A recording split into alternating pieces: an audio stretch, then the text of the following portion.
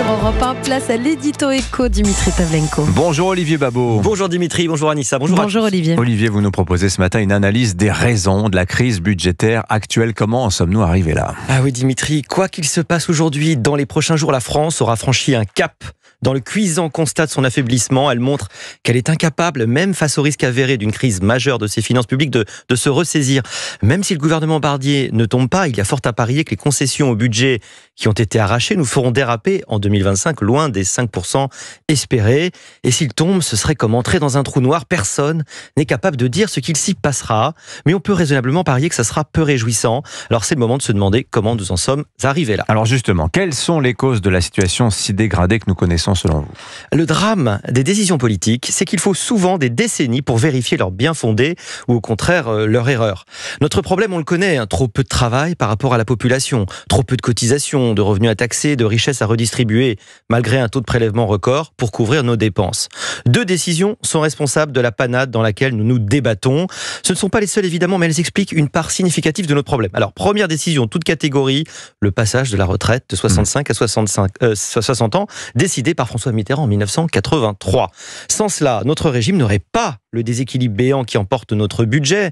Il faut le rappeler, c'est notre système de retraite que nous sommes avant tout malades. Les cotisations ne couvrent que 67% des 382 milliards d'euros de dépenses du régime. 125 milliards sont donc compensés par le budget de l'État, alors que c'est pas son rôle.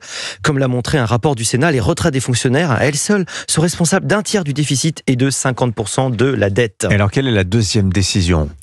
Les 35 heures, à partir des années 2000. Il y a quand même un truc commun entre les deux, tiens, je vous laisse trouver.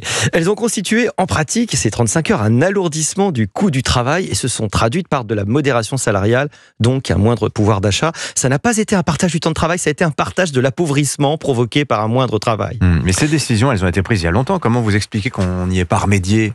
Alors, ces erreurs magistrales n'auraient pas été si catastrophiques si nous nous étions donné les moyens de les corriger, mais le jeu politicien nous l'interdit et c'est le second acte du drame. Par lâcheté, nos responsables politiques jouent depuis des décennies au jeu de la grenade dégoupillée. Année après année, on a voulu oublier la lente dégradation de nos finances et des fondamentaux de notre économie qui les sous-tendent, car on espérait ne pas être là au moment de l'explosion fatale. On a acheté la paix, distribué des prébendes et des chèques est plus agréable que de couper les robinets et fermer des services. Certains ont pu confondre leur tactique d'opportunisme politique avec une stratégie pour la France.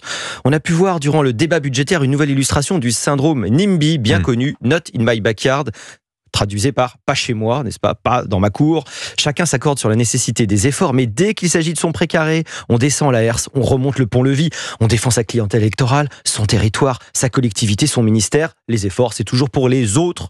On n'en impose finalement qu'à ceux qui ont le moins d'alliés. Et nous voilà bloqués ce matin dans un absurde nini, ni hausse d'impôts, ni baisse des dépenses. Signature Europe 1, Olivier Babot. Merci beaucoup Olivier. Allez, bon courage à tous.